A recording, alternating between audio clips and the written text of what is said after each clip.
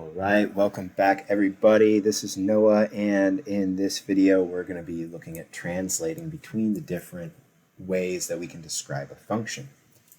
So we've gone over things like a function can be described verbally, it can be described symbolically, we can use a table or a set of points, we can describe it graphically. We want to realize that those are all just different ways of describing the same thing, and so we want to start looking at moving from one description into the next and be able to get to a point where we can look at an application problem and start designing functions that model the behavior of the application of the real-world scenario that we might be looking at. So we're going to start with an example that says, suppose the function capital H adds -2 to the input x and then multiplies that value by 3 to obtain the output of h, capital H. And we want to give a numeric description of this, a symbolic description, then we'll do a visual description, a graph, and then we're going to look at the domain and range of capital H. So let's read this one more time, and we're going to break down the sentence. Suppose the function capital H adds -2 to the input x, and so that's just the name of the input, and then multiplies that value by 3. So we're going to do a numeric description first, and we want to multiply the inputs. I'm just going to I'm going to start a table here. We've got x, and I'll say capital H of x for our outputs. And here, this is going to be an incomplete table. We can't completely set up all of the possible inputs here, because really, if we're adding -2 to something and then multiplying that value by 3, we can do that to any real number. So we'll just plug in a few things. Let's say we plug in -3, -1, 0, 1, and 3, and we're just going to see what kind of outputs we get for these different inputs. So if the input is -3, we want to add -2 to that input and then multiply that value by 3. So if I go -3 and then add -2, we get -5. And then I take -5 and multiply that by 3 to get -15. If we have an input of -1, we're to take our input, add -2 to it, and then multiply that value by 3. So if I take -1 and add -2, -1 plus -2 is -3, and we multiply that value by 3 to get -9. I'm going to show this also. I really like saying it out loud and trying to get that verbal component of how we're thinking and our brains interacting with this information. Let's also look at writing it down. So that first one, if input is -3, then we do -3 plus -2, add the -2 to it, and then after that, take that and multiply that by 3. So we get -5 times 3 equals -15. That was that first one. Then if we input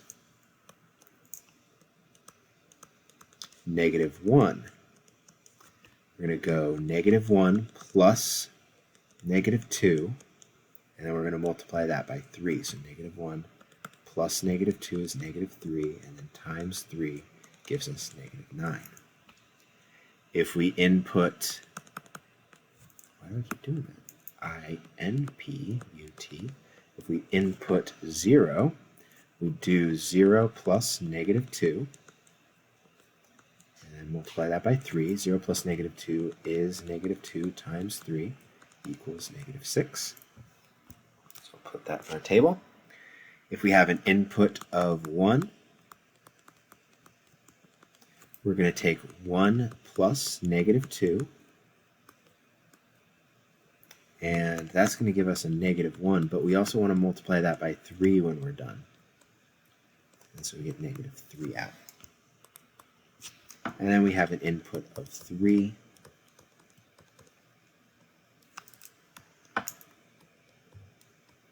So we take 3 plus negative 2, and we want to multiply that by 3 when we're done with that first arithmetic step.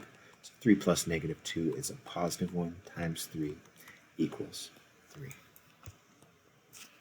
All right, so this is an incomplete numerical description, right? There is a pattern here.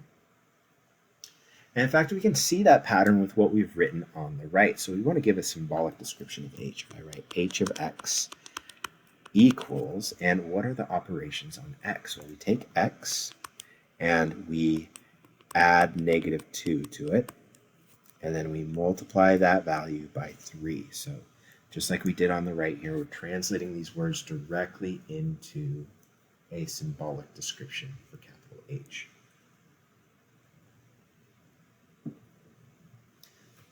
All right, so we're going to simplify this now. So this is x minus 2 times 3. And then we can multiply the 3 across to get 3x minus 6. So that's not the original way that it was described verbally, but we can use our symbolic representation to manipulate the function and put it in maybe a form that's a little bit more familiar or easier to graph. And that's important because our next step now is to give a visual description of h. So we can do this in a couple of ways. I'm going to start by putting a scale. I've already got my coordinate plane here. Let's just go by ones. I think that'll be just fine for this. We have h of x outputting in the vertical direction. Our horizontal is an x-axis. Get negative 4 and negative 8 on here in the negative directions. Okay. So I can plot some of the points from the table. The negative 3, negative 15, that's going to be a little bit too small of an output. It's not really shown on our graph, and I'm not going to worry about it.